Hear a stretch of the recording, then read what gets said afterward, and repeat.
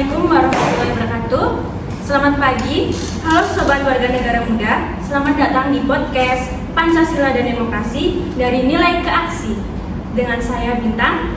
Saya Riza, saya senang bisa mengobrol di sini. Dan saya Berlian. Yuk kita bahas tentang demokrasi, namun dari sudut pandang yang sering kita lupakan, yaitu nilai-nilai Pancasila. Kita sering dengar kata demokrasi, tapi sebenarnya apakah demokrasi kita saat ini sudah benar-benar berlandaskan Pancasila? Nah, ini penting nih. Demokrasi yang ideal di Indonesia itu harus berjiwa Pancasila. Misalnya, sila keempat, kerakyatan yang dipimpin oleh hikmat kebijaksanaan dalam musyawaratan perwakilan.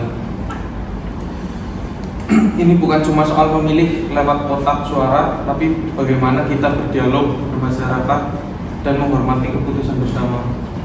Betul sekali, namun jika kita lihat dalam praktiknya seringkali muncul justru yaitu debat publik yang penuh dengan hoaks dan ujaran kebencian. Ini jelas sekali bertentangan dengan nilai Pancasila, yaitu sila kedua dan sila kelima, yaitu kemanusiaan dan keadilan sosial.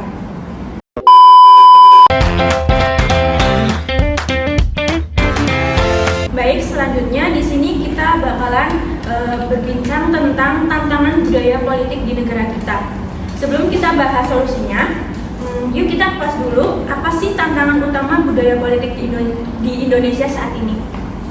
Banyak banget sih menurut saya, tapi yang utama menurut saya minimnya literasi politik, terutama di kalangan muda. Banyak yang apatis atau malah terjebak informasi palsu di media sosial.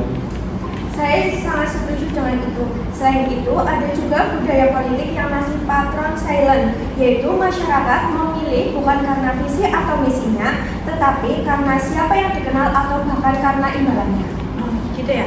Dan jangan lupa budaya konflik ya, seolah beda pilihan politik harus saling serang, padahal Pancasila ngajarin kita itu soal persatuan dan musyawarah.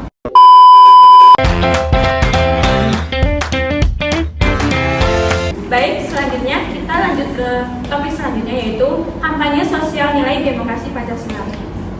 Nah, sekarang saatnya kita lempar ide. Bagaimana sih caranya bikin kampanye yang bisa menanamkan nilai demokrasi Pancasila menurut kalian? Saya juga membayangkan kampanye berbasis cerita lokal. Misalnya di Jawa, yaitu kita bisa mengangkat kisah tokoh wayang yang mempunyai prinsip adil dan bijaksana. A few moments later. Setuju sih, menurut saya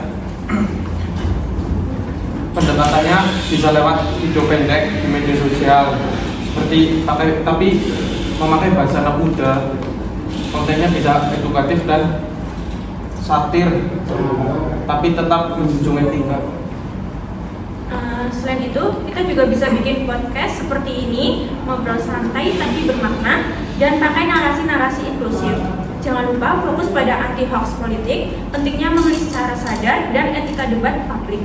Baik, mungkin cukup sekian podcast kita hari ini. Selanjutnya, apa sih pendapat kalian mengenai topik yang kita bahas di podcast kali ini? Menurut saya, kampanye politik gak harus kaku dan menakutkan. Dengan sentuhan budaya lokal dan nilai Pancasila bisa jadi lebih menghubungi. Kalau menurut saya sendiri, yang penting kita jangan cuma jadi penonton, kita harus berpartisipasi kepada demokrasi, harus aktif, kritis, dan juga etis. Yuk jadi bagian dari gerakan demokrasi yang sehat, damai, dan Pancasialis. Terima kasih sudah dengerin, sampai jumpa di episode podcast selanjutnya. Yuk jadi bagian dari gerakan demokrasi yang sehat, damai, dan Pancasialis. Terima kasih sudah dengerin podcast kita, sampai jumpa di episode berikutnya.